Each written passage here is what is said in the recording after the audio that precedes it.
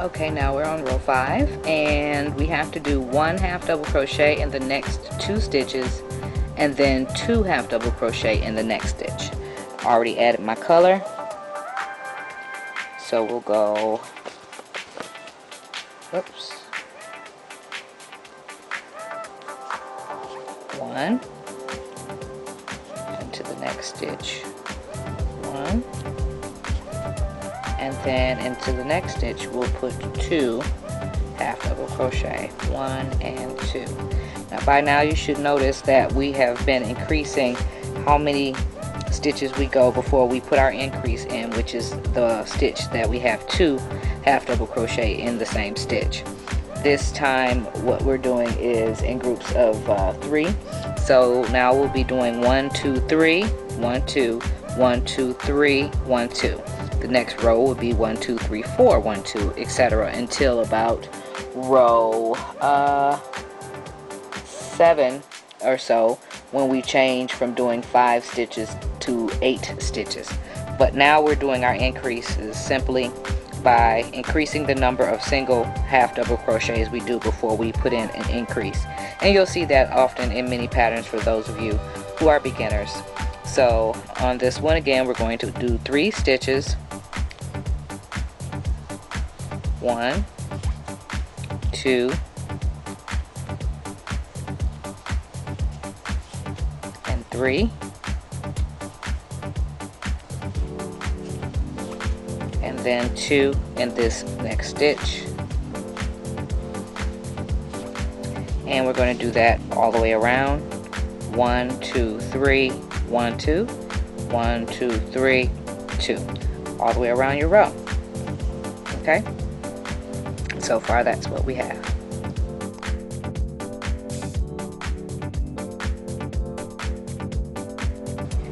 Now we're on row 6, and I've chosen to stay with the same color, so I'm just simply going to join and do chain 1. And for row 6 we have to do 1 half double crochet in the next 3 stitches, so that's 1 2 and 3,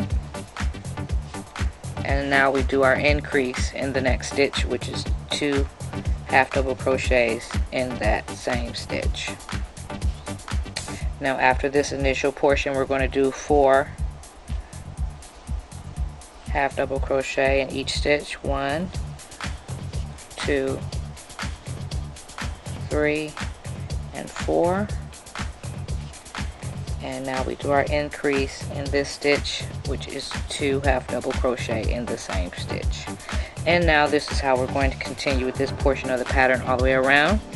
1 2 3 4, increase by doing 1 2 1 2 3 4, and then 2, all the way around the row.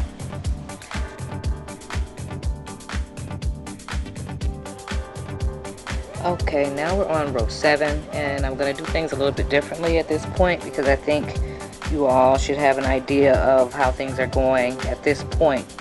For row 7 we're going to do 1 half double crochet in the next 4 stitches, so that would be 1 2 3 and 4, and then in the next stitch after that we're going to increase, and then after that we'll do 1 half double crochet in the next 5 stitches, and then we'll do our increase. And we'll continue the row with 1 half double crochet in the next 5 stitches, and then 2 half double crochet in the next stitch all the way around. Also for the next round, round 8, we're going to do 1 half double crochet in the next 7 stitches, and then increase 2 stitches, and then after that we're going to do 1 half double crochet in the next 8 stitches. That round is the round where we continue to do that until we shape out the rest of our hat. That's going to make the bend or the floppy part in our hat. How wide you want your hat depends on these next few rows. I have written in the pattern rows 9 through 11. You can make it bigger than that, or you can choose to stick with what I am doing. It does not matter. It just all depends on the width, overall width that you want your hat. Some of you have thicker locks or hair. You might want to make yours a little bit wider. That's totally up to you. I think by the time you get to that point you should get a hang for how big it's going to be.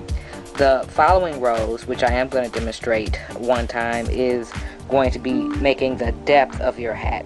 We're going to do 1 half double crochet in each stitch around for the remainder of our hat until we begin to decrease our hat and take it back inward so it will fit on top of our head. So what you need to do now is row 7 and 8 through 11 or higher. I don't suggest going higher than maybe 15 rows. That would be a pretty wide hat, but hey, if that's what you want to do, that's what you want to do. And remember, if you want to, you can take it up so large, and if you don't like it, you can always tear the hat back down a little bit if you're stranding, and don't just drop your colors instead of cutting them. For the next subsequent rows, I'm going to keep my color the same in this brown that I have already joined here. So what I'm going to do now is I'm going to complete my row 7, 8, 9, 10, and 11, and maybe higher. I'll determine that after I get to that point, and then that's when we'll start on the next segment with complete instruction. But I think right now you should know the hang of how we're doing this, okay?